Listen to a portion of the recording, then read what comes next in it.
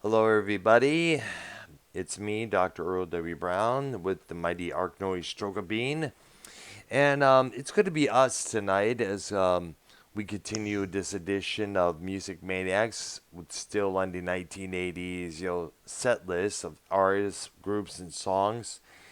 And Wyatt did say that he was going to be busy doing something that today there, but then again, Wire's a pretty busy guy himself. He's got a lot of things to take care of on his end as well there. So it's all good and such there. But right now, me and Ark are live, and we're continuing our list of the 1980s as stated there. And I want to make a little correction here. I've been and this goes to show you how much you get so wrapped up in something that you forget other things. Now, in a couple of videos, like the one I uploaded last night, where I was talking about this and that, how work is going, and my doctor's appointment, and everything else there, I did say, that we're supposed to do our movie show tomorrow evening at the same time, Movie Madness, but I was just informed that actually last week we agreed to do a wrestling show about some of the good and bad angles that we've seen in every wrestling organization, whether it's the WWF, WWE, WCW, or ECW, or AEW. And we're going to talk about all our favorites. And I know I mentioned that we were supposed to get Casey's Raw and possibly Sean's U Entertainment under the call here. I'm going to see about that there. So here's what we're going to do. Tomorrow night we're going to be doing wrestling angles, good, bad, and ugly there. And while I'm doing tonight's show, I'm going to get a hold of possibly Sean's U Entertainment, possibly Casey's Raw, or I'm also going to get a hold of Keith to see how he's doing, how everything has come along with him, because we kind of miss the guy, you know? We do miss him. We get some of his entertainment, his perspective on the topics we're talking about.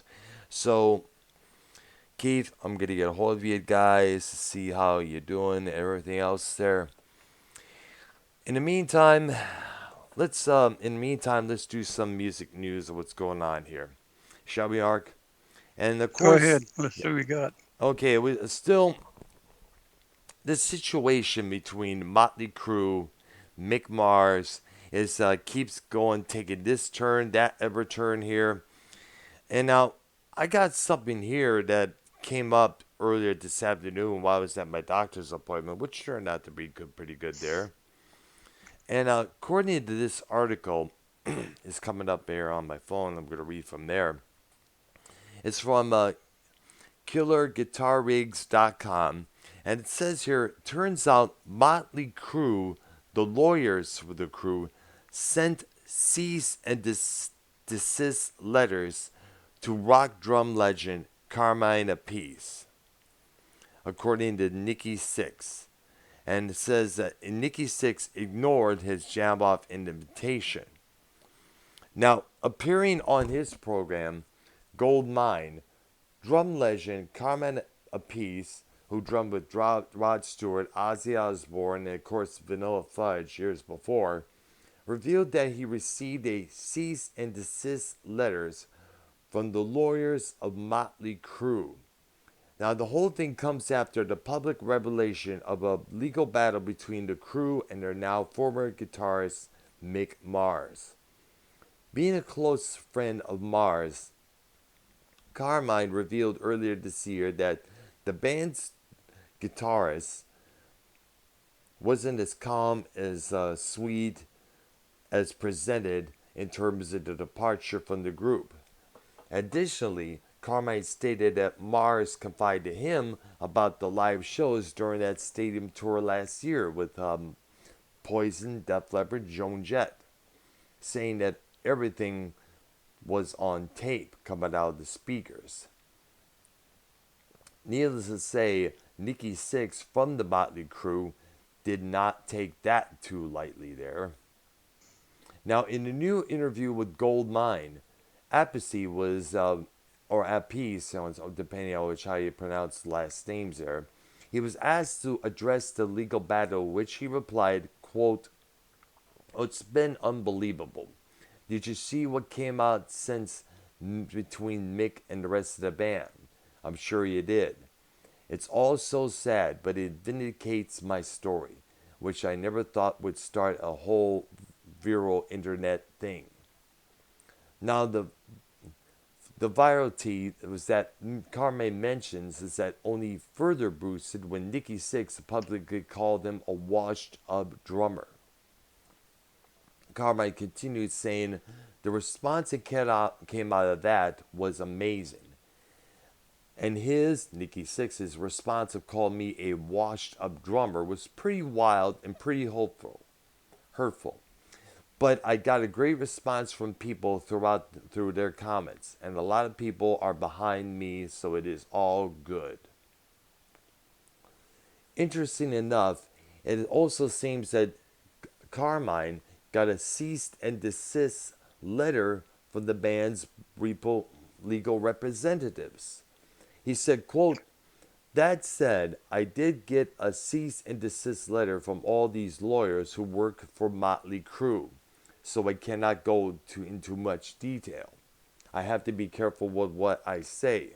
But then again, we're really not talking about details. We're just talking about what happened." I am honestly was surprised. I didn't think he would go there in terms of Nikki Sixx's reaction. But of all things considered, it really wasn't a surprising thing because we were friends. Go ahead. And after the fact, I challenged Nikki Sixx to a jam off, but got no response. I'm not surprised, as I would jam circles. I could do lots of those around all of them. I'm sure of that. But yeah, what he said was sad because we were friends, but I guess we're not friends anymore. Nonetheless, Mars and Carmine got wide support from all rock musicians, and the drummer had named some of these musicians to go. For example, Derek Shanahan. Now, I don't know who he was. "Man, what the hell is wrong with Nikki?" he responded. Stephen Pearcy from the band Rat said, "Dude, what the hell are you doing here? We're all friends." And then I started to see a ton of other responses from other musicians who said that they don't like Nikki Sixx and that the rest of those guys too much. And the fans have been really getting on Motley Crue a lot. I read that and was like, oh my God, I didn't know about this. I really didn't know any of that stuff. So I had no way of knowing about this whole thing would be a blow up as it did. Now, going into the matter, the interview mentioned how Carmine is far from a washed up drummer, which is true. I mean, he's still kicking it. He's in his 70s. He's still kicking ass behind the drum kit there. He also asks how he keeps himself in such a high demand. Carmine says, "I appreciate that. I really do. He said it before and others has said. With Vanilla Fudge, I pioneered what is now known as the heavy metal drumming. Of course, back in the day, that meant something different from the crazy stuff it means now. But still, I was the first one to play that heavy," which he did. He very much did. Right. Yeah, you see, there was a live footage of their cover version of "You Keep Me Hanging On," and you could see that Carmine behind the kick, he was doing his old style of drumming, very different what everybody else was doing. Now, the big difference, according to Carmine Apiece, was I was doing that stuff out of necessary because there were no PAs or monitors, so I had to pound my drums harder to be heard. And I got bigger drums because they are louder, and unbeknownst to me, I created something new. Also in the chat, Carmine was also asked whether it's true that he's working on a new, yet to be released project, which he replied, "I can't say too much about it because of who's on it. But then again, that's the Cactus Friends and Influences album. The idea came about through Cleopatra Records owner who said that, man, Cactus, one of his other bands he was involved in, still sells records. And we should do something Well, here. And it's crazy because Cactus has always been this sort of underground group. Most fellow musicians loved us, but we never got the widespread acclaim that other acts did. So the owner of Cleopatra Records said, I would love you to do a record where you could get people who have been influenced by your band Cactus to do an album. So we're doing that. It will be those people and friends actually, of I liked Cactus. Cactus. Yeah, I gotta check them out with that being said here and see how they sounded then. We're playing the old songs. It's been about tons of fun to do so. We got 25 notable people on the project, including some of the big names from today. We're finishing up recording, and then what we're doing next month is mixing. And once we get the mixes done, it's going to take 8 or 9 months to get the vinyl done. So we're looking at 2024 for that album to come out. And asked what continues him to make music at this pace. He said, people often ask me, Carmine, what's your hobby? So people like Jeff Beck had cars, other things have like golf, Alice Cooper. But my hobbies are playing and creating music. That's what I love to do. I love to do projects, produce people, and teach young musicians. I love all of it. At this point, I don't need to do it. I do it because it's fun and I love playing. And now I have my own studio. I can engineer my own drum sounds, so it's easy for me. I don't have to take the drums down and drag them into some faraway studio, because now I can never leave my studio. Ha ha ha. I think that freedom inspired me to create more because I didn't have it before. Plus, like I said, it's a lot of fun. Engineering is a lot of fun. The whole thing is still fun to me. Take this latest King Cobra record, yet another band he was involved in the 1980s. Oh, yeah, we can't forget Blue Murder with the ex guitarist from Whitesnake included there. The Beck guitar player. Bogart, Beck Bogart Apathy. That's right. They remember. That's right. They were involved in that project in One there. album, but it was good. Yeah.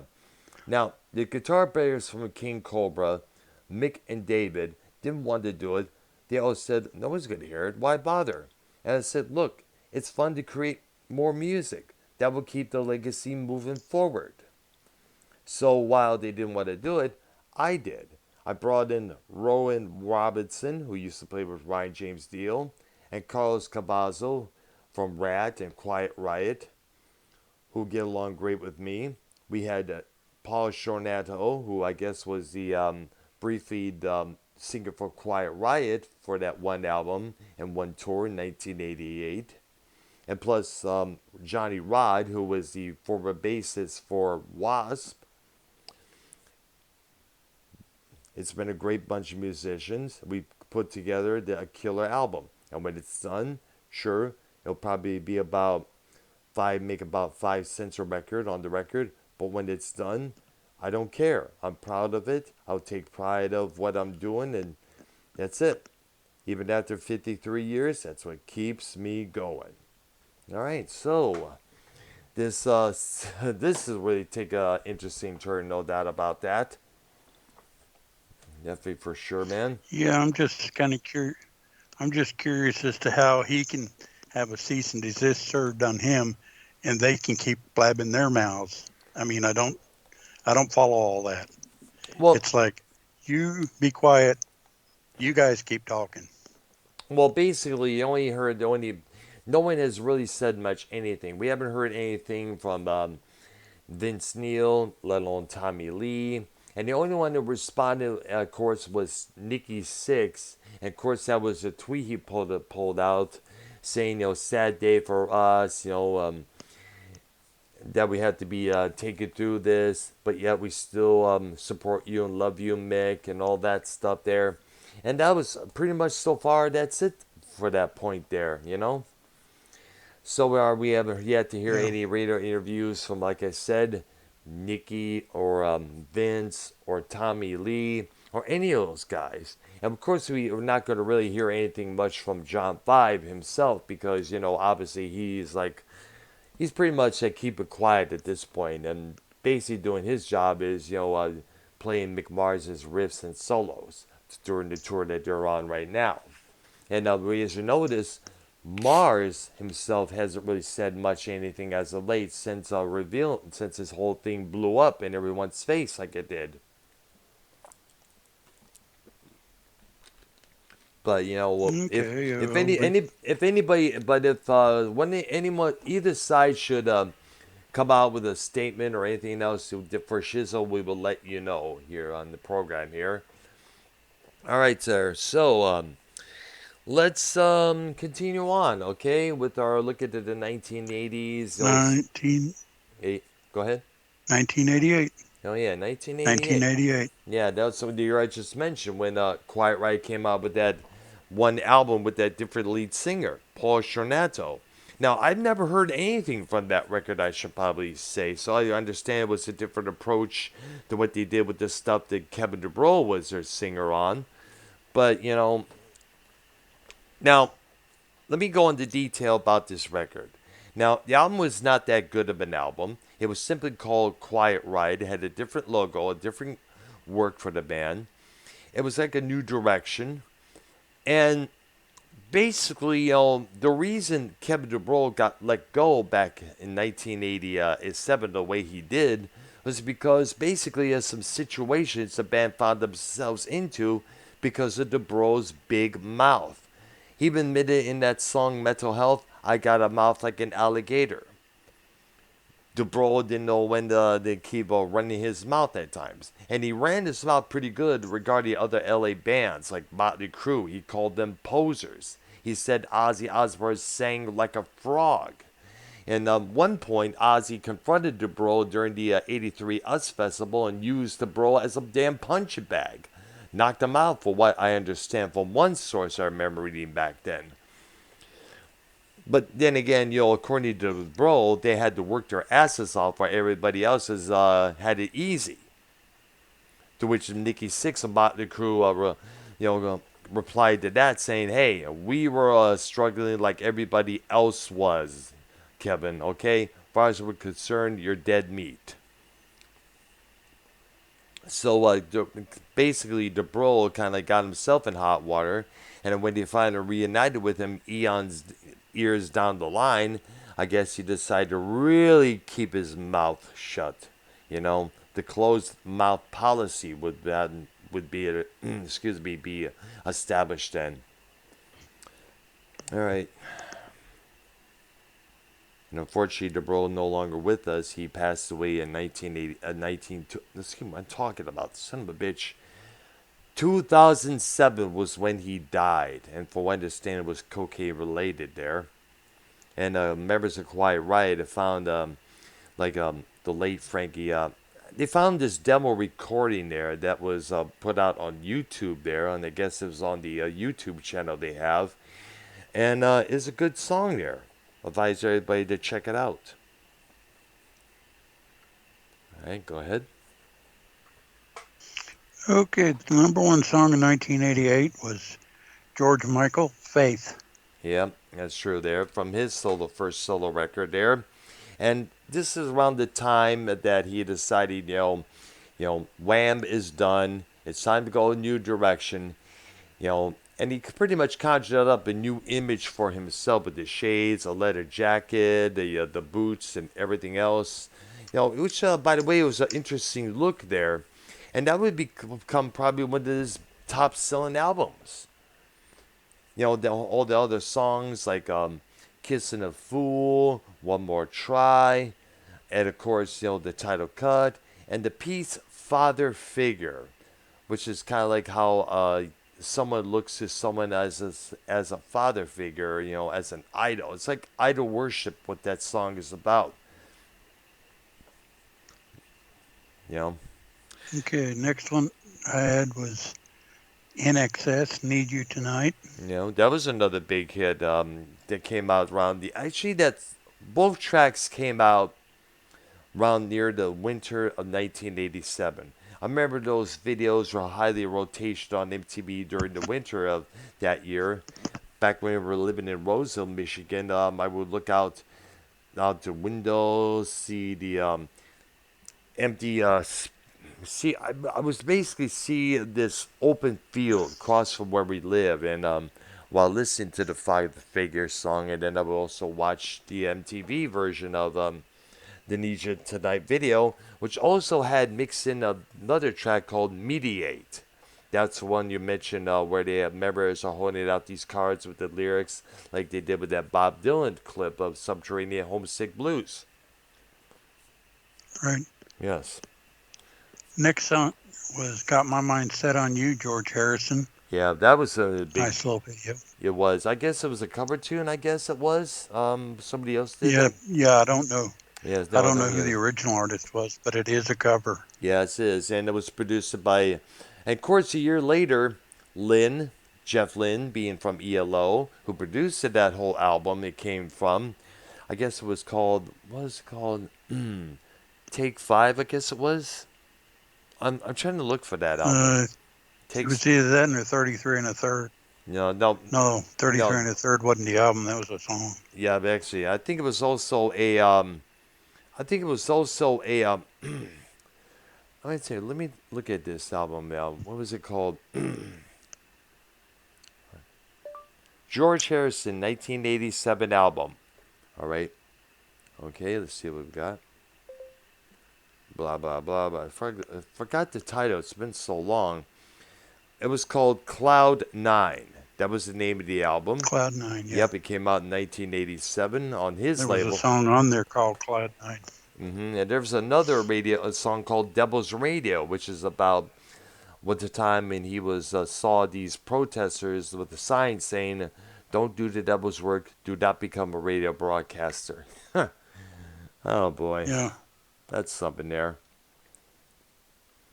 All right. Next one is Rick Astley, Never Gonna Give You Up. Which has been mentioned a few times on a lot of memes and everything else. There was another. I remember hearing this one cover of that song. Actually, while I was at my work a couple of times, I don't know who covered it, but it was a female, and it was a totally different sounding version of what we remember from the original. I remember when I heard the song, I thought it was a disco song from the 1970s because of the way the violins and everything else. It just sounded a little odd, but you know what? It became a big hit for the guy. Probably be one of his one-hit wonders. Needless to say, there. I don't know that one. Yeah. Next one I got here is Guns N' Roses' "Sweet Child of Mine." Big hit. Oh which my. Go ahead. I'm going to tell you my personal opinions on Guns N' Roses. First album was good. Mm-hmm. Everything after that was not so good in my eyes. Well, and actually the first album only had a few good songs on it, really good songs, and the rest of it was kind of like, eh. But let me preface this by saying Slash is a good guitarist, very good guitarist. He is, definitely. Axl Rose leaves a lot to be desired. I just don't like his voice. Yeah, well, I know that a lot. I know a lot of people. I know you may agree on this, on that one. A lot of people say that oftentimes when he's live, he often has this Minnie Mouse, Mickey Mouse voice there when he sings live. Nowadays. But I don't know what it is, but then again, for what I understand, the guy was able to sing 5 different octaves with his voice at times. Now, whether he still does that today, we do not know. But everybody has their own different voice when you think about it. Not everybody can be Rob Halford or Luciano Pavarotti there, sad to say, or let alone Tarja Turin or Floor Jansen. Or Ronnie James Dio. Absolutely there. Not everybody could do it. Everybody has their unique style there. Now, I will say this about Axl Rose, I'm glad that he was able to finally get the therapy he needed during the second tour with Guns. Actually, the Use Your Illusion tour or better yet, the Getting in the Ring Mother Effort tour from 91 to 92 to 93. He was a late during those shows, as you all remember. They would probably go on to probably about 10:30 at night and get done till about either 12:30 a.m. or past that. And a lot of it was revealed later on that he was seeking therapy back and forth to his therapist's office, and then to the next gig they have to do because Rose apparently had this miserable childhood back when he was growing up in the state of Indiana. Apparently, he was sexually abused by his birth father and also later sexually abused by his stepdad, who used to smack the hell out of him just as well. Beat on him and hit him as well as his sister. And and also you got to remember in the state of Indiana where he grew up in, a gay man is considered the enemy, not your best friend. So you kind of see where he's coming from in the terms of the anti-gay references in the "One in a Million" song that would later cause controversy in this same year that we're discussing, 1988, when GNR Lies first came out. Okay. Next one I got is Whitney Houston, So Emotional. Man. Yeah. Okay. Yeah. I cannot. I cannot. Wait. Go ahead. You was gonna say more. The only Well, I thing. was just going to follow. Go ahead there. But I was gonna say this. I said it before. I'm sure anybody who listens to this later on would agree that the biggest mistake she made was getting involved with Bobby Brown, who used to be a New Yeah. Edition. I think you agree as well there, because from that moment on, things were not the same with her. She had started. It's when the drug use started kicking in, and the reason she did that, and I think I stated this before in a couple of programs, including this one, was to make herself feel more down to the blackness. Because with the two first records she put out, they were basically pop music records for the white audience.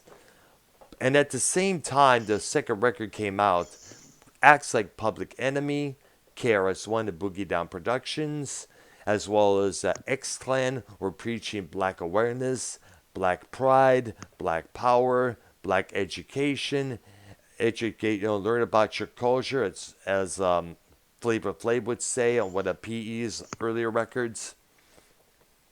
And here comes this black female singer sounding like some appealing to the white crowd. That kind of pissed them off there. Let's not forget there was the Soul Train Awards, in which when her name got mentioned, she was booed by the crowd.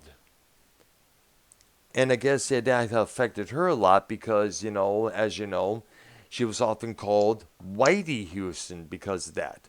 But you also got to remember, she was also signed on to Arista Records, which is basically a pop music label, with the exception of the Thompson Twins, Heaven 17, both in the new wave genre, the exception of Crocus, a heavy metal band from Switzerland.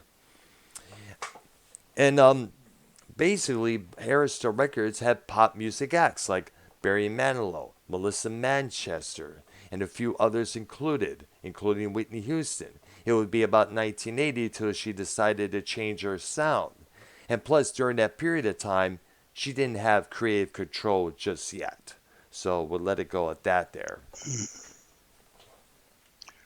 Okay, next song is Belinda Carlisle's Heaven is a Place on Earth. Yeah, that was a big hit in the summer that year. When I first got my second car there, which was a blue Impala Chevy, and I would drive around this area here, which is close to the Metropolitan Beach area and by the Clinton Township area back in Michigan.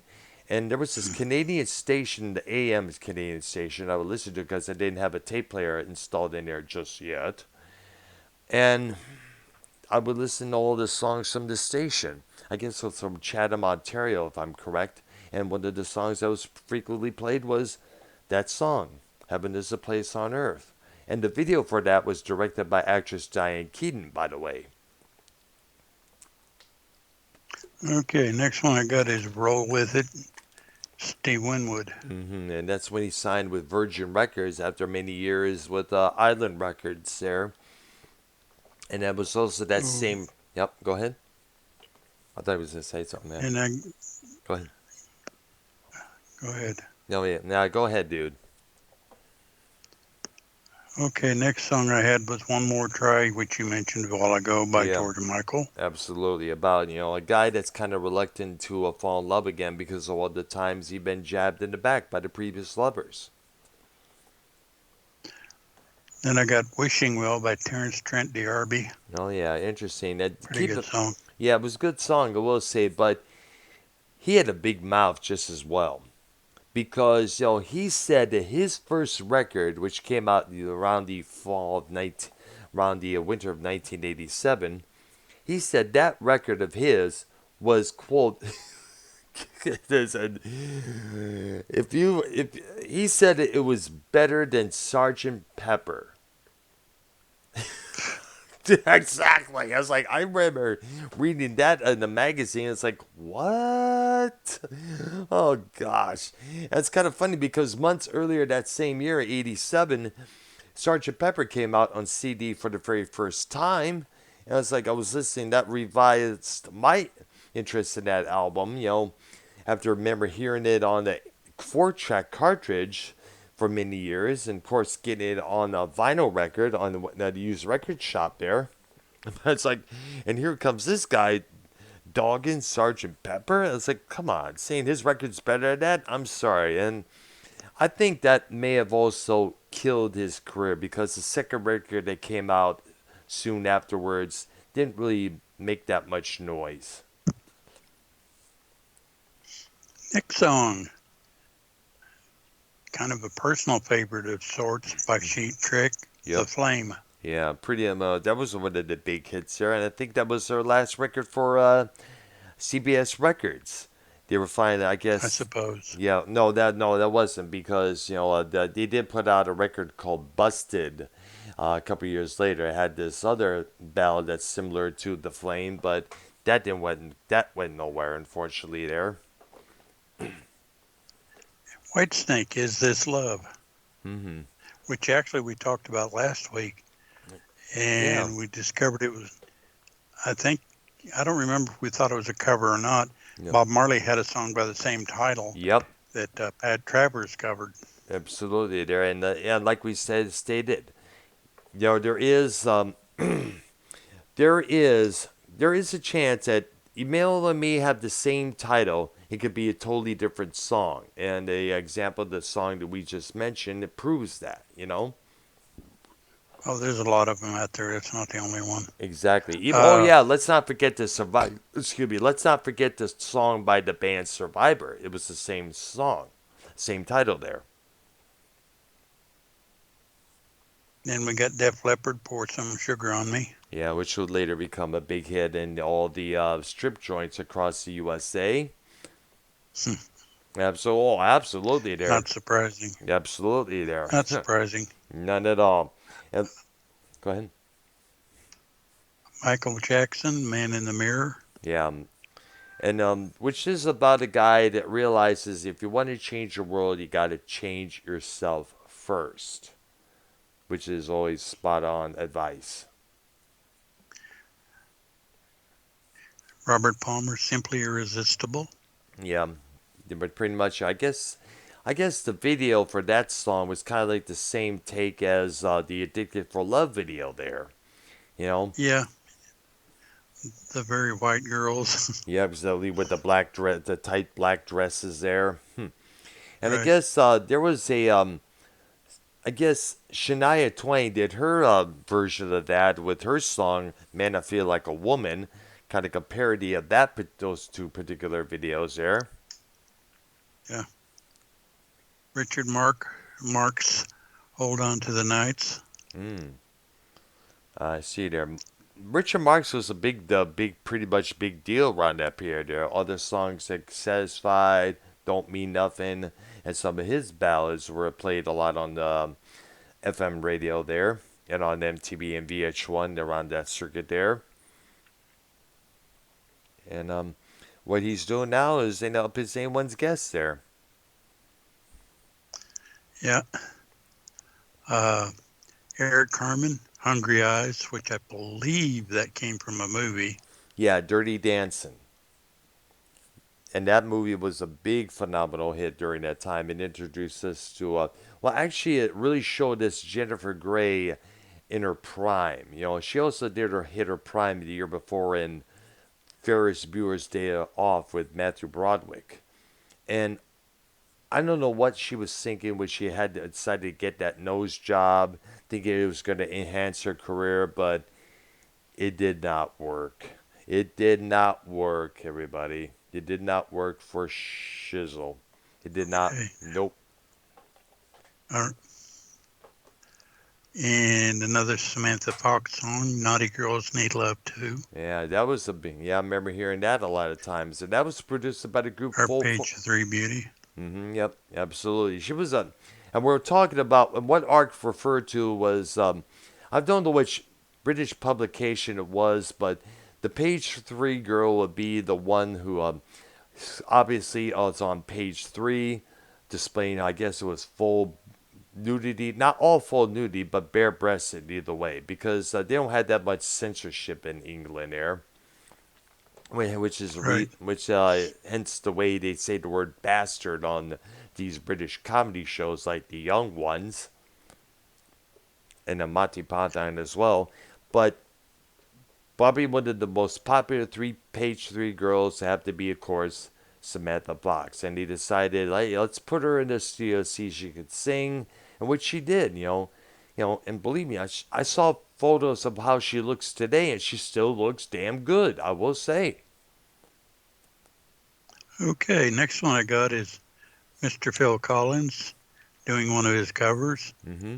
A Groovy Kind of Love, The Yep. Trogs. Yeah, exactly there.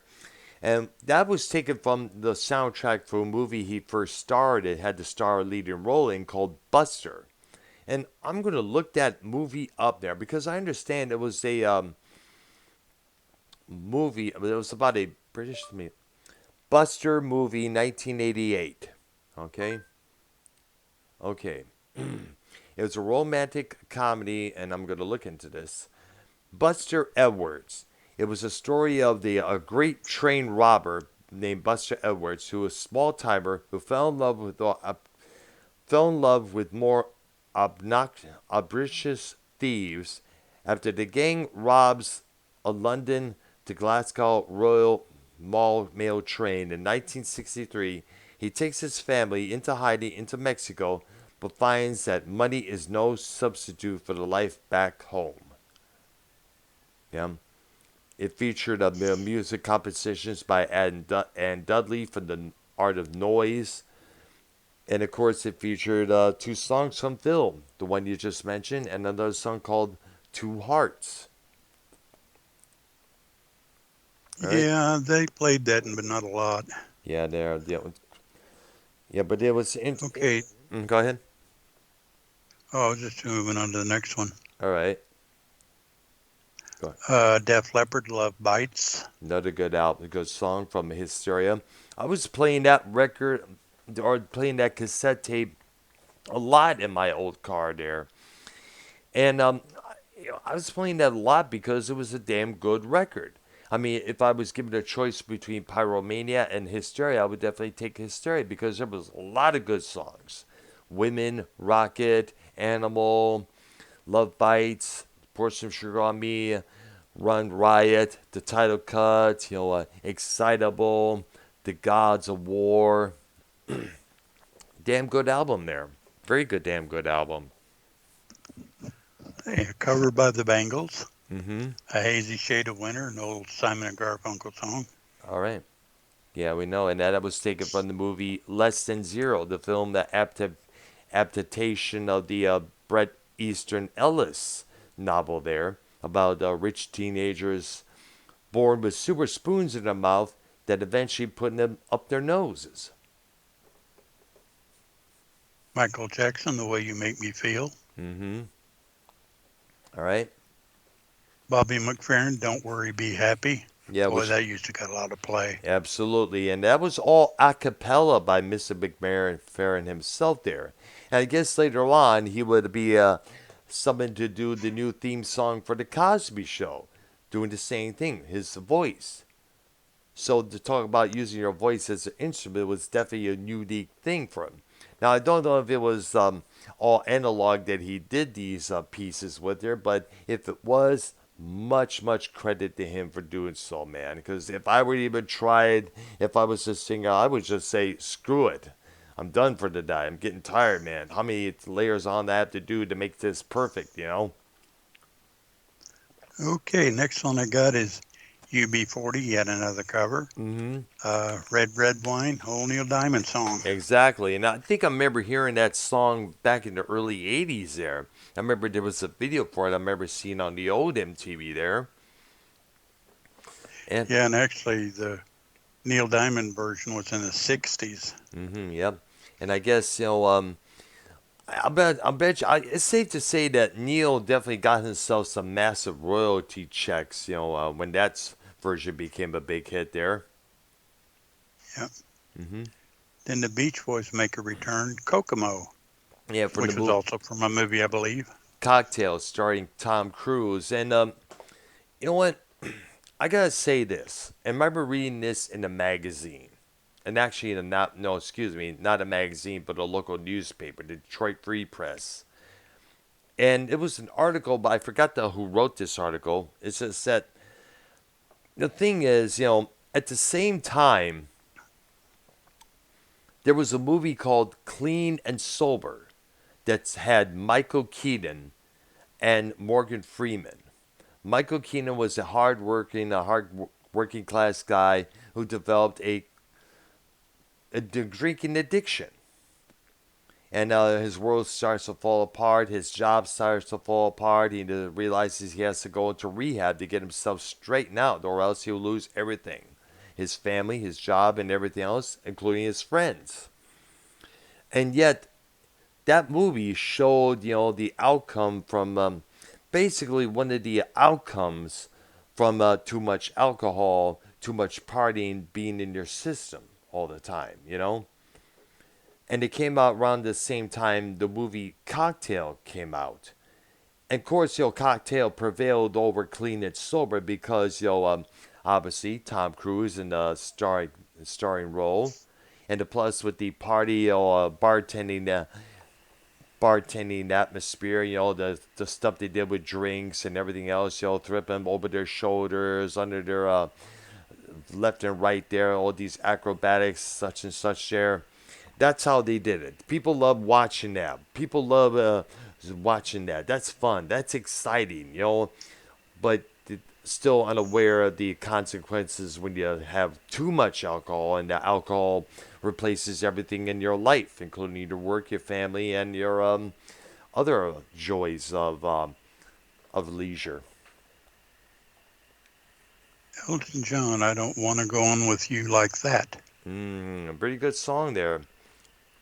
And I remember the album that came from was called Reg Strikes Back, and it was a gatefold album cover, and it had all the costumes that Elton wore throughout the 70s and the early 80s career, all on the front cover there.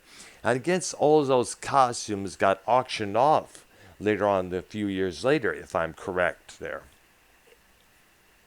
In Excess, Devil Inside. Another record from the Kick album there. Chicago, I Don't Want to Live Without Your Love.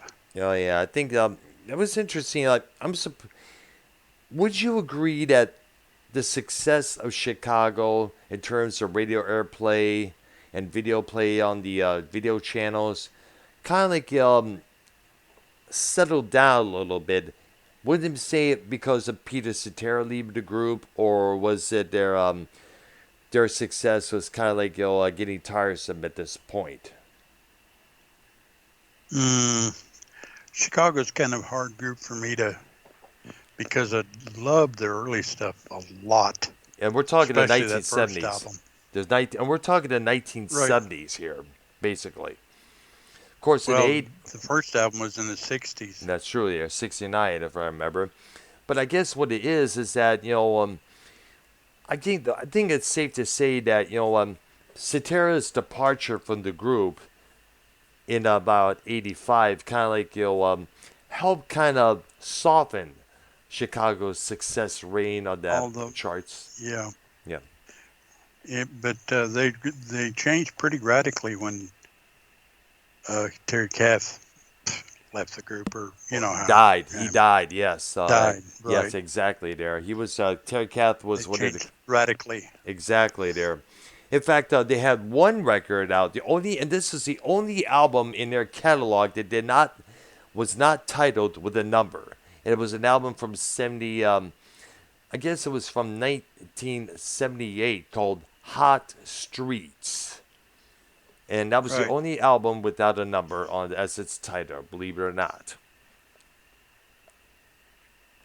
Next one I got is yet another cover. Hmm. Kylie Minogue, The Locomotion, which is actually a double cover, I guess, Yeah, because it covers Grand Funk and Little Eva. exactly. Because, Because Grand Funk covered Little Eva. exactly.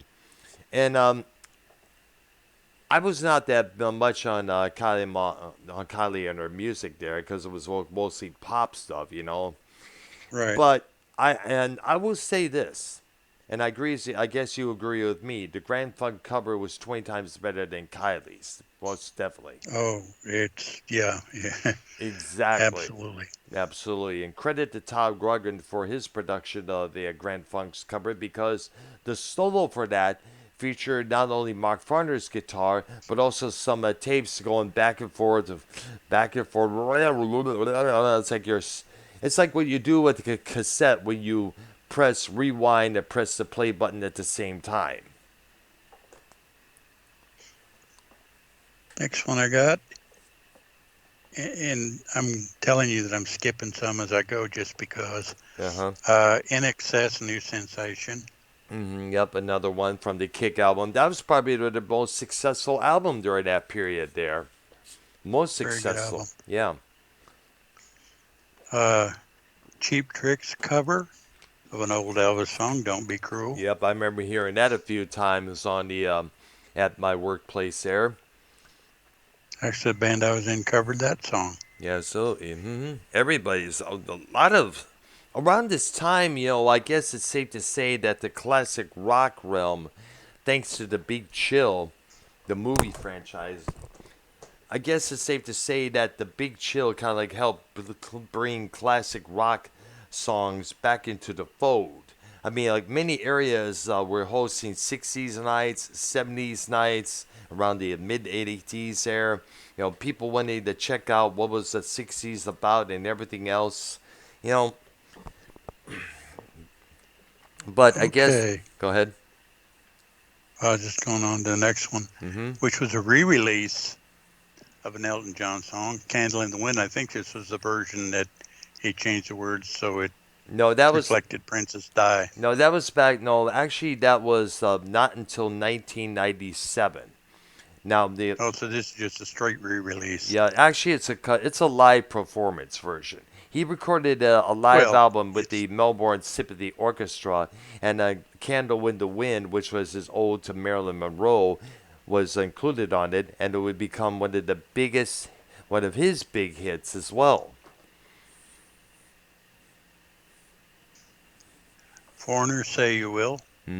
From the album Inside Information, along with they also included that other And song. Go ahead. no, go ahead. They also included their other ballad, "Don't Want to Live Without You," which was another big hit there.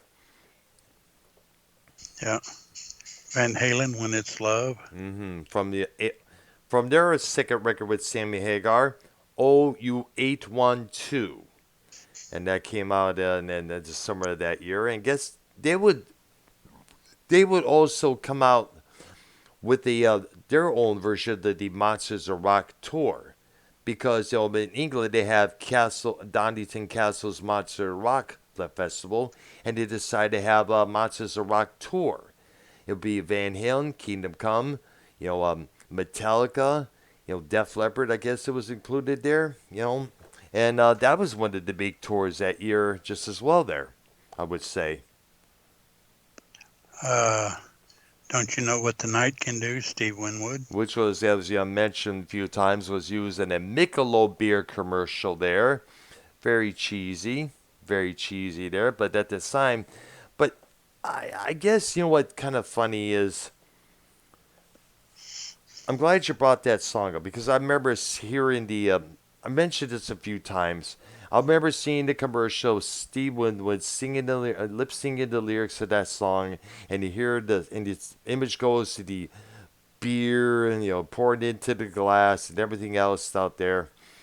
And around that time, it was kind of like an obligation for artists to have their songs featured in beer commercials because it was to help sell the beer and help sell the artists.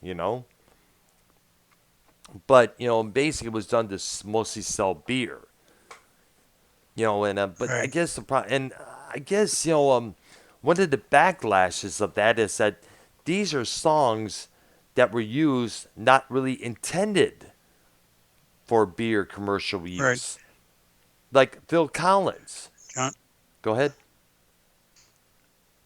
no, you were making a point. Yeah, Phil Collins. I mentioned this many times. That song, In the Air Tonight, was about his divorce.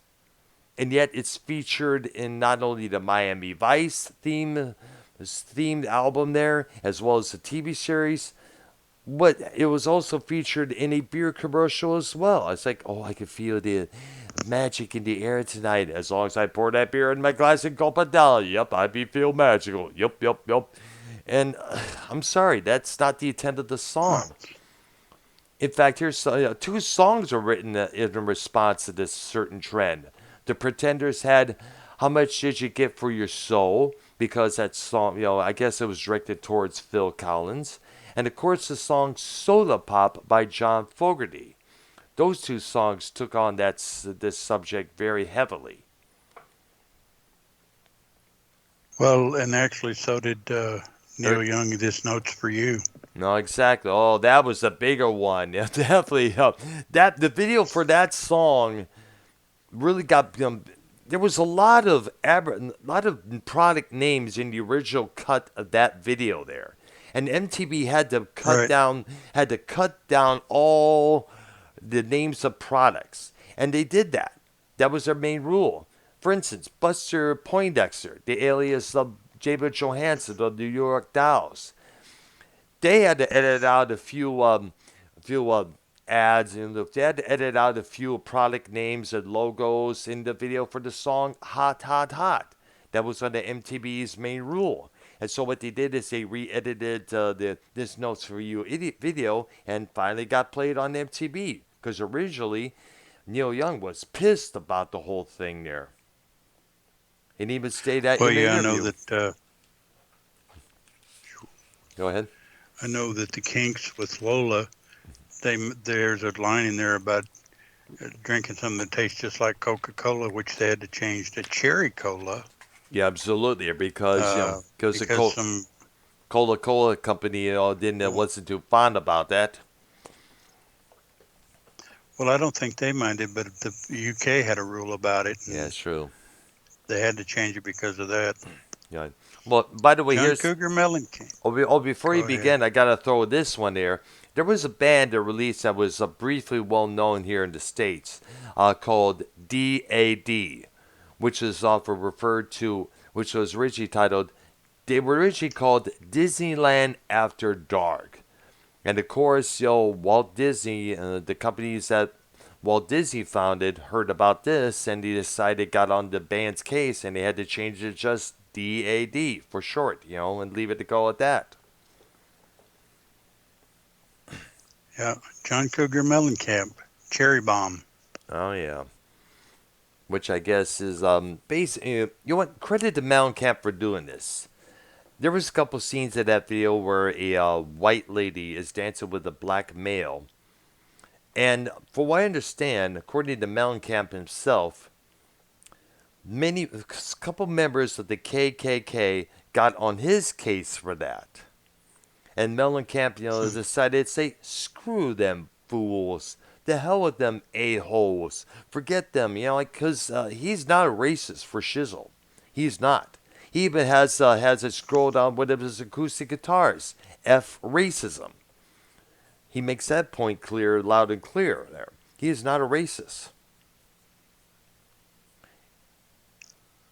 Next one is Never Tear Us Apart, In Excess. Yep, another good album. Good song from them. From, of course, the Kick album. Probably one of their essential albums. Yeah. Mm-hmm. Then you got Stevie Winwood, Valerie. Oh, yeah. Really nice song. Yeah, good song. And believe it or not, that song first came out in 1982 on an album called Talking Back into the Night. It enjoyed a minor success for a little bit there. But later on, Island Records put it out Steve Winwood's Chronicles, which was a kind of greatest hits record, and Valerie became a big hit from that release. And when that album, and then they decided to take some of the original footage from the Valerie video, and they add some more graphics, add some changes to it, give it a lot more animated feel to the images there, and that became a big hit. Well, actually, both videos are pretty good when you think about it there. Which it's actually another song that has two different versions of the same title, which is kind of odd when you think about it. Yep. Because the Monkees had a song called Valerie, which sounded nothing like that. Absolutely there. Yep. There is a big rule in rock and roll, as it stated. You can have the same title for multiple songs, just as long as you don't really sing song. It's a thing there. That was a big thing. I don't know if they actually do that nowadays, believe it or not. Don't know. Like I said, I don't really pay attention to today's music or artists, so I would not know for crap. Yeah, I actually stopped doing that kind of in the 80s, but not really, because I did listen to some of it. Yeah. But when we reached the 90s and the O's, I really stopped listening. Yeah, that's understandable. I mean, I probably could name some songs, but they'd be kind of be kind of like niche. I know what you're talking about, or say something in that mode there. Okay, we'll move on to 1989. Mm-hmm. Number one song that year was "Look Away, Chicago." Yeah, which was one of the big hits that Chicago would achieve. Following I guess that song was kind of like I guess this song was kind of what a continuation of their radio ballads list. One of the things about Chicago is that they had to have a ballad strong enough for radio play. That was one of the main things I guess that they had to do in order to keep continuing that success streak. But after a while, it's going to get tiresome. Poison, Every Rose Has Its Thorn. It's still one of them. It was kind of funny. It's like, I guess if it went through a breakup, that would be the song to play, definitely for sure, man. And that song, I guess earned Bret Michaels, a lot of recognition there because I guess he wrote about a breakup he had just went through at that time with his girlfriend.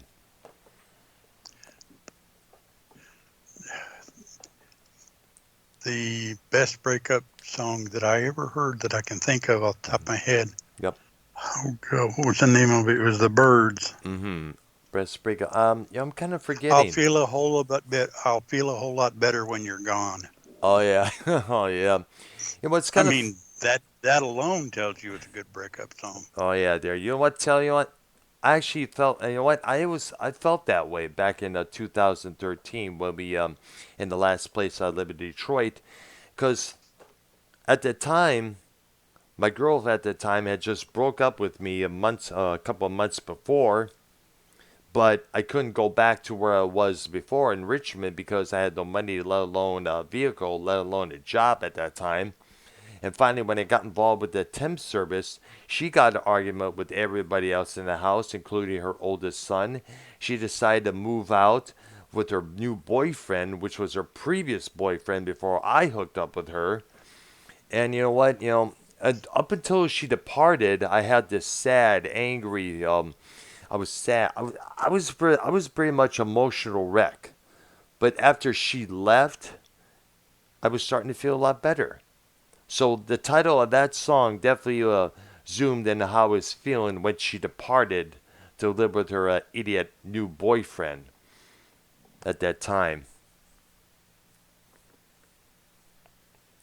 All right. Okay, next one I got. I don't spend any time on this one. Straight up, Paul Abdul. Give you the break there. Now, I know that she was a And dance yeah, we're coach. going to spend some time on it. Exactly. I know. I just so you know that she was one of the pop queens during that time, and she was also a dance choreographer for a lot of music videos. In fact, I'm not too sure, but she may have been the one who choreographed the Mickey video for Tony Basil years earlier on down the line. I If I'm think correct, that's correct. that's true there. I think that's right. And years later, Okay, Bette Midler. mm-hmm, I was trying to avoid Paula Abdul stuff. right, Uh, Bette Midler, Wind Beneath My Wings. yeah, from the movie Beaches, in which she starred with what's her name, Barbara Hershey, I guess. Is she still around by the I chance? don't know. I don't know, yeah, but I have no idea. because she was the most recognized name around that area around that time. In the movie starring business there. She has starred a couple other movies just as well there. Uh, then we got the fake group, Milli Vanilli, Girl, You Know It's True, Oh which isn't gosh. really them. I know. It's like, you know, I'm going to say this. I did speak about this on another program, I guess, with Roddy Kitty and Billy Smoke Rudolph years back when there was that other music show called Off the Record. One of the big mistakes that those two guys did was sign that contract with that producer, Frank Farian, without even reading the contract. Guys, gals, read your contracts very carefully.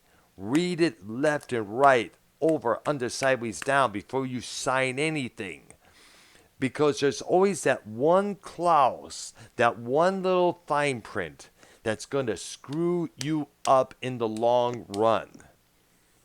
But these guys were so desperate to be stars, to be worldwide recognizable, that they were just, they fell prey into that hole. And now, as a result, when it was revealed that they didn't sing a dang note on that whole record, let alone the singles, they were like boom, boom. They were like they basically disgraced the music business when you think about it.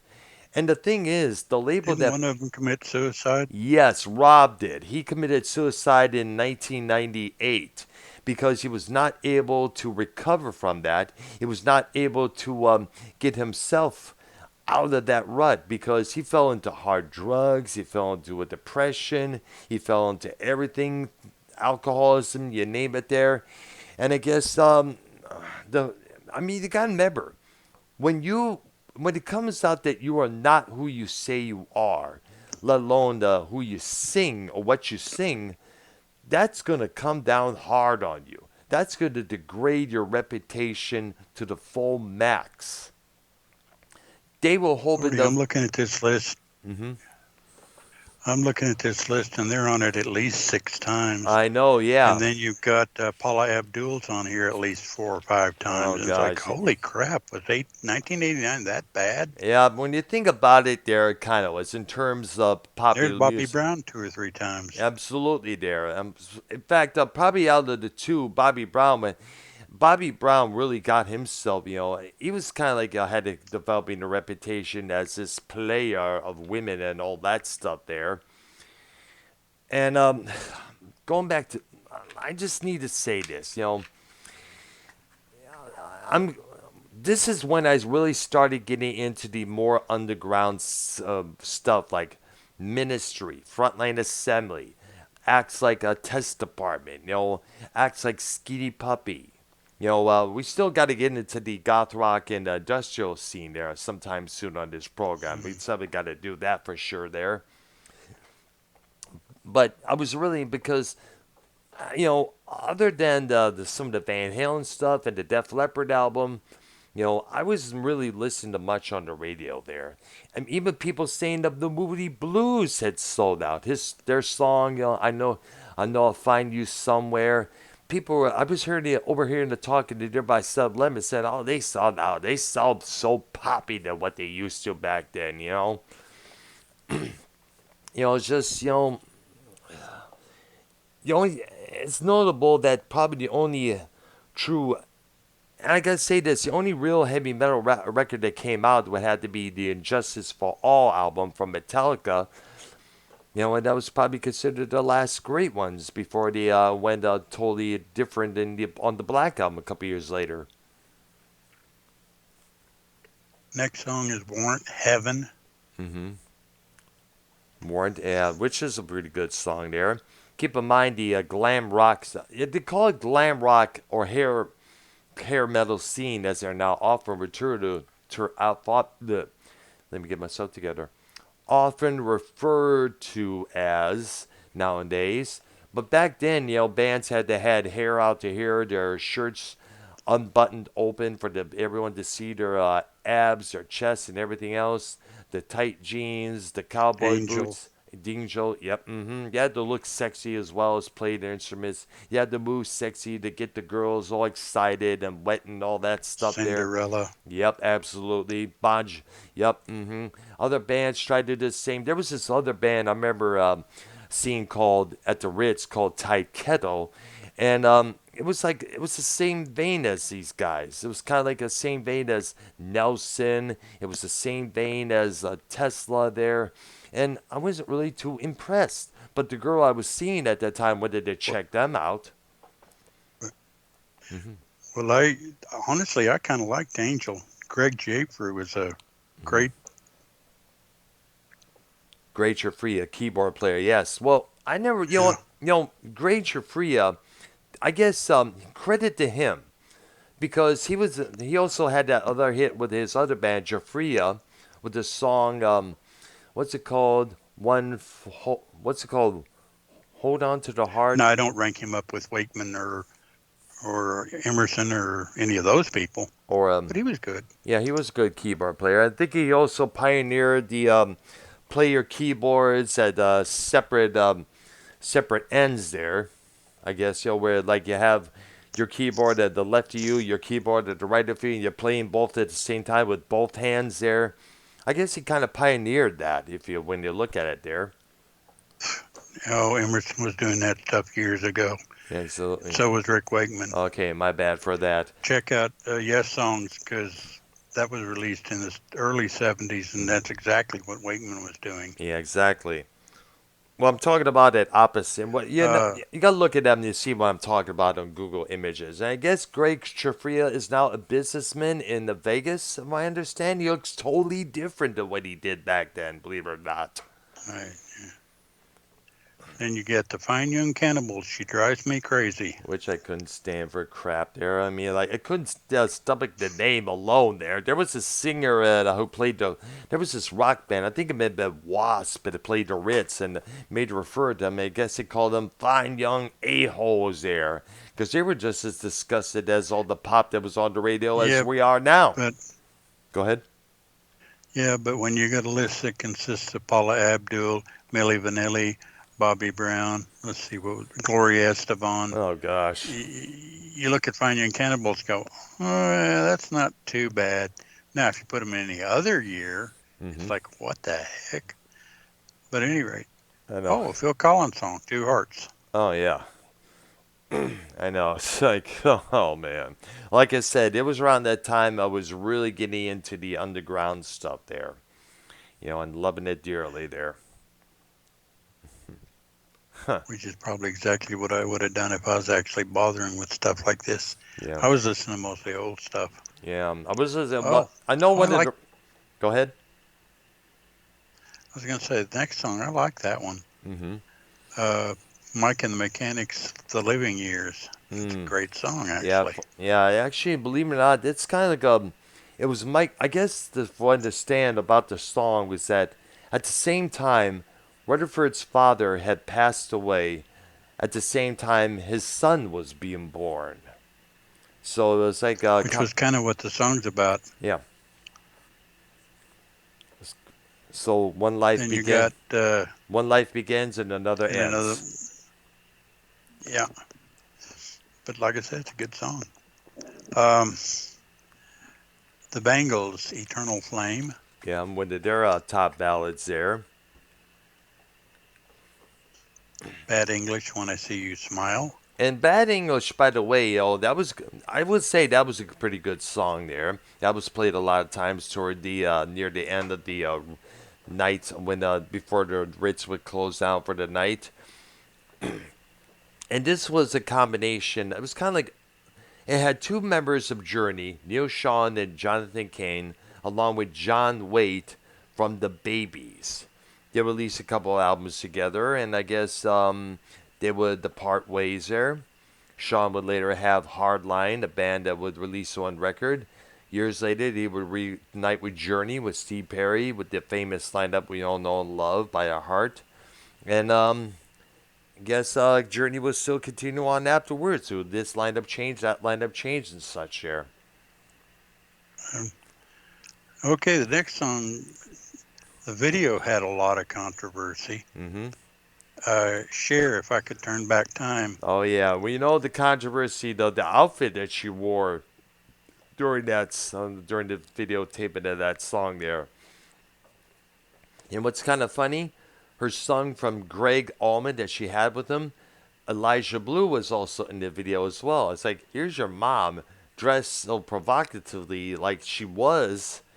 I guess it's some of that And bear. straddling cannons. Yeah, right, exactly. I There, mean, yeah, come on. exactly. But then again, that was a youth technique. Female singers had to do to appeal to the male audience at the time.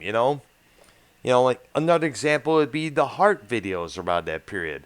We would see more of Nancy Wilson than we see of Ann Wilson because Nancy had the better looking body. And at this point, we was Yeah. kind of like having a little bit of weight issue there, and they don't like seeing plump girls in a music video, and the same thing we did with Martha Walsh. Those are songs like CNC Music Factory, Black Box. They had to have models lip syncing Martha Walsh's vocals because they don't want to see a woman that weighed almost 2 tons singing in a dance video. They want someone who moves, who's sexy, who's got the moves to get the boys all turned on. That's what they want to see, you know. And next one I got is, well, Mm-hmm. throwback to the B-52's "Love Shack." Oh gosh, couldn't stand that song. I used to hear that song. I used to hear that song back in the at the restaurant I working at that time. I was like I didn't like endless. anything the B-52s did. Neither did I. I was never a big fan of their stuff, let alone Rock Lobster or Private Idaho. Oh, I just crap. couldn't stand it, man. And it's like bugged me. I'm glad they dropped off the radio soon afterwards because I was not big on them whatsoever. Def Leppard, "Armageddon 2." Armageddon 2? Oh yeah, good song from Def Leppard there. You mean Armageddon it? That's the Right. name of the song. I can't read. Yeah, I know. It's okay. Armageddon, another good track from the Hysteria album. It was a damn good song there. Damn, in fact, the only two records that was really meant to me around '88 was Hysteria and Justice for All from Metallica. Those are to me were the two main albums that I would go for definitely for sure. Which I went for Hysteria as well there because like I stated, I was playing that record like crazy, or actually cassette tape like crazy in my automobile at that time there. Next one I got, I like this song actually. Hmm. "Tears for Fears, Sowing the Seeds of Love." I heard. Yeah, I remember hearing that. What? It's kind of had a magical mystery tour feel to it. Like, wouldn't you agree? Yeah, yeah. But it was a pretty decent song for this time of music. Yeah, exactly. And it came out a good number of years after songs from the Big Chair would come out with the songs "Everybody Wants to Rule the World" and "Shout" and "Head Over Heels" there. And I Yeah. guess I don't know if in time Well, I that's told you, go ahead. I told you my little shout story, didn't I? Yes, I remember. Yes. Yeah, definitely. That was weird. No, man. Huh. And I guess Tears of Well, Fears are. I guess I, Go ahead. I guess I should talk about it since Yeah. everybody's probably going, "What story?" Yeah, definitely tell Uh, that there. I was going to say you have to look to the other episodes that passed, but that would take a long time for them to do so because our shows they usually about now almost close to 90 minutes now. yeah, but I was walking around in the grocery store looking for stuff, Hmm. and I was specifically in the laundry department looking for something, the stain remover or whatever, and I had standing right in front of the shout, and what comes on the radio? Shout, Shout. shout, and I'm sitting there going, "Oh, I guess they want me to buy this." Get her. Yeah, it Uh, won't be long. okay, there. Well, okay, let's carry on there.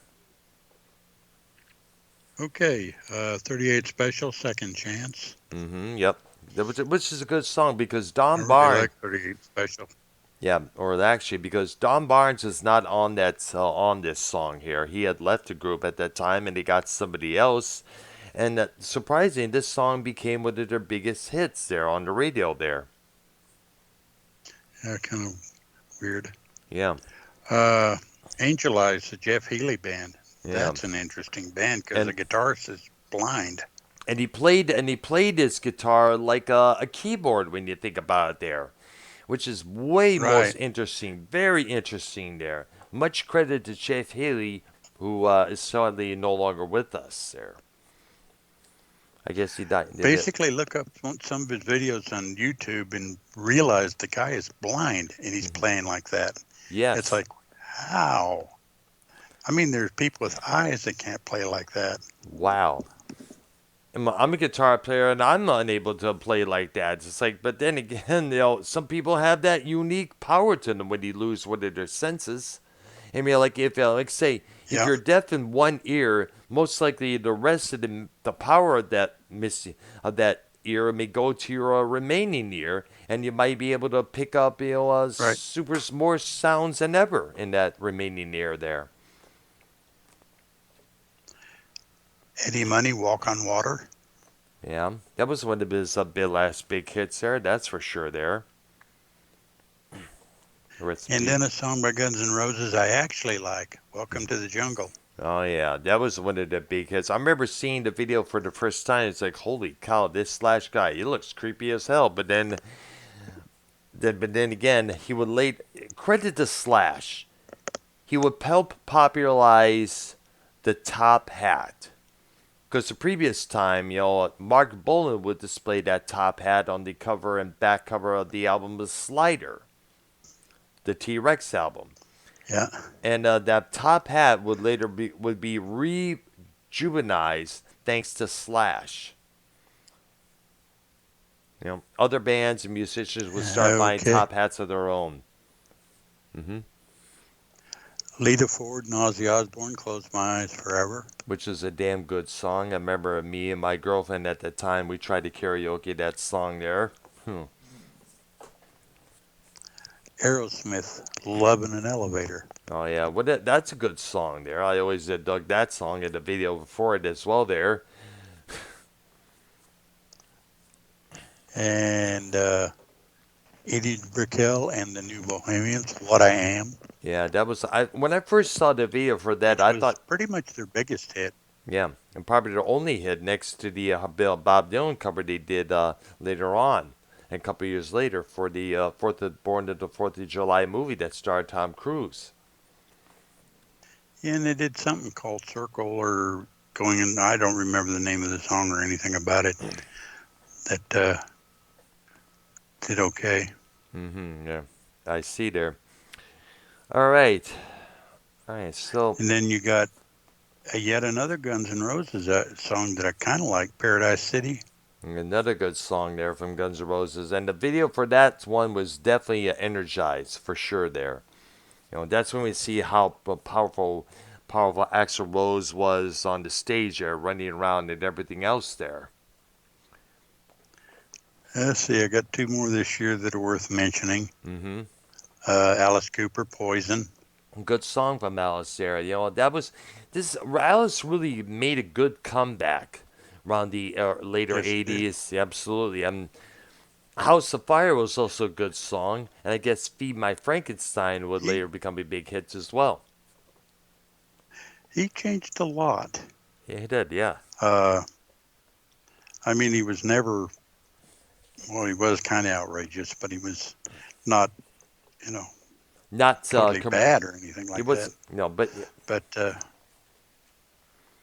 he had his moments. he wasn't really that commercial successful as it was with that song.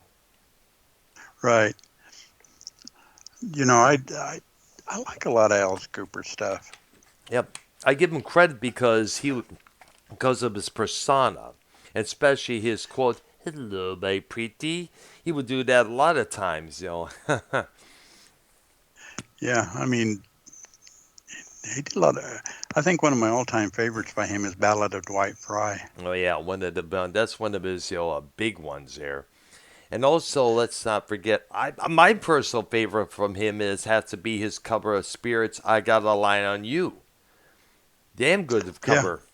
And that was featured in a movie called Iron Eagle 2 that starred Louis Gossett Jr. And by the way, is Louis and Gossett Jr. still around? I don't know. Spirit is a highly underappreciated band. Yeah, we advise everybody to check him out sometime soon there. Definitely for sure. In fact, that guitar sound Brian May invented, Hmm. you can hear Spirit do in 1969, 70 Mm. on the Family That Plays Together album, especially the song I'm So Glad. If you hear that, you'll hear that whining guitar just exactly like what Brian May did 20 years later, and he was credited with inventing it. Yeah, much credit. So every invention has its influence, and a lot of those influences need to be acknowledged. Yeah. Don Henley, The End of the Innocence. All right, there. Good song from him there. That was probably one of And his tech, biggest hit song there. yeah. Well, All She Wants to Do Is Dance. Yeah, that was a big Uh, one there as well. Sunset Drill, Yep. which I actually played at a place called Sunset Grill once, Oh, which was kind nice. of weird. Yeah. Um, Okay. well, it's kind of weird because the one time I went to Hawaii, they had a restaurant there called Cheeseburger in Paradise. Gee, where have I heard that before? Yep. Exactly. Yep. A lot of venues, eating venues often get their inspirations from songs, believe it or not. Yeah, at Well, times. when you think about it, you could go in the place, order a cheeseburger, and where were you, Hawaii? What's that considered? A paradise. So it made Absolutely. sense. Absolutely there. But that we won't move on to 1990 because technically that's the start of the 90s, Absolutely there. unless we decide to cover the 90s. Are we going to go to them next? I don't know. Do you want to go to want to go to 90s? Are you willing to continue? Yeah, but I want to speed through them because there's not much there for us. I know I because mean, there is, but there's a few not. notables in there, but to me, the 1990s was something I was wanting to ask about there because to me, the 1990s was the decade of alternative music, and the problem was for me being an old school rock and roller, I wasn't really able to adjust to the changing perspectives of people, the political correctness, the sensitivity, the, Well, am- the amount of alternative bands talking about how much you're a loser, like how much I feel worthless and that, you know, yeah, I mean, Beck even had a song called "I'm a Loser." absolutely. That was one of the big hits there.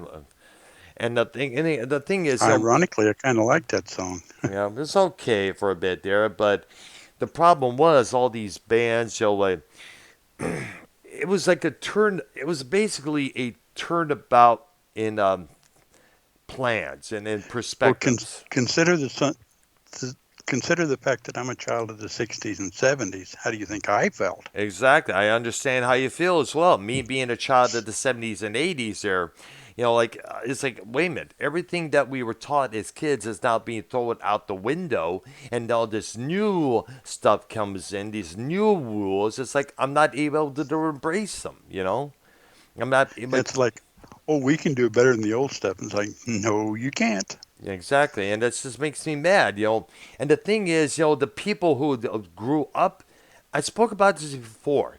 The kids, the little children who grew up learning these values, will later go on to get on for be employees and executives of Twitter, Facebook, and all these other social media outlets, and they will express the same values that they grew up learning onto today's audience. And today's kids out there start absorbing these values, and they carry it on and such and such and such and such. Like it's okay to be gay, it's okay to be trans, it's okay to be sensitive, it's okay to cry.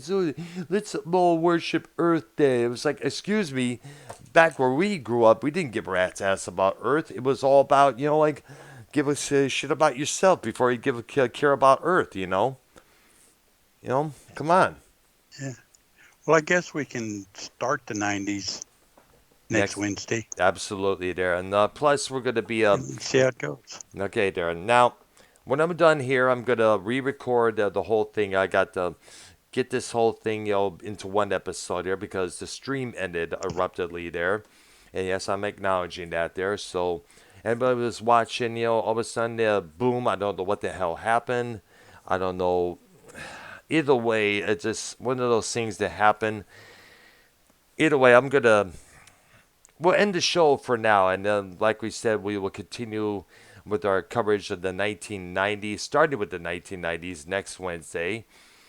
And for Arknoy and myself, you guys enjoy your Wednesday evening, the rest of it. And tomorrow night, we're going to do our look at some of the best and worst angles of professional wrestling. So I'm hoping to get a Yep. touch of either Sean's U Entertainment or Casey's Raw. I'm going to try. I was so busy with the episode that we're doing now that I didn't get a chance to DM those two guys. So I'm going to do that right now while we're re-recording this episode, compile it together to upload to my channel. But in the meantime, you enjoy your Wednesday evening, the rest of it at least. And subscribe to both my channel and also to Arknoy's channel, as well as his Patreon, patreon.com/Arknoya.